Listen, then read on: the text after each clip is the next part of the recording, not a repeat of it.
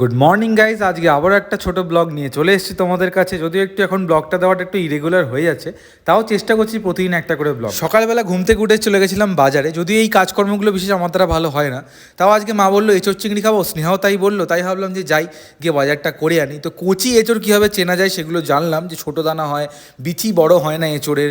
ঢ্যাঁড়স কচি হলে ঢ্যাঁড়সের পেছন ভেঙে দেখতে হয়, তাহলেই ঢ্যাঁড়স কচি, না হলে বুড়ো। এইসব জেনে শুনে বাজারে গেলাম, গিয়ে ঢ্যাঁড়স এঁচোড় এগুলো কিনলাম, আর তারপর কিনলাম হচ্ছে চিংড়ি মাছ, যেটা ছাড়া এঁচোড় চিংড়িটা হবেই না ন্যাচারালি।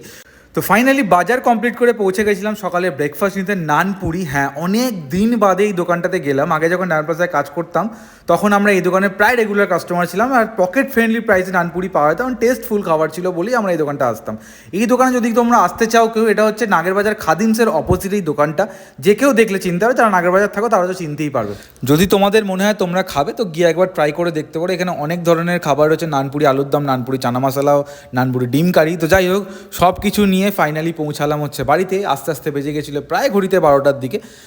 একটু টেনশনও হচ্ছিলো, কারণ 12টা বেজে গেছিলো, দোকানে যেতে হবে। তাছাড়া একটু মনে আনন্দও ছিল, কারণ অনেক দিন বাদে এই খাবারটা গেছি। তোমরা ভিডিওতে দেখে বুঝতেই পারছো আমার কতটা আনন্দ হয়েছে।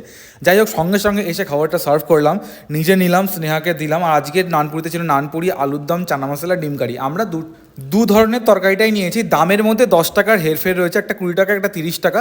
নানপুরি সাইজগুলো সেই বড় বড়ই ছিল, আর নরম নরম নানপুরি দিয়ে এরকম কাবলি চানার ছোলা, তাতে একটা চাটনি, ওফ, মুখে পুড়তেই যেন স্বর্গ স্বর্গ ফিলিং, যাকে বলে হেভেন হোয়াইট। আমি আজকের ব্রেকফাস্ট কমপ্লিট করি। তোমরা এরকম ভিডিওর জন্য আমাদের ভিডিওকে লাইক করো।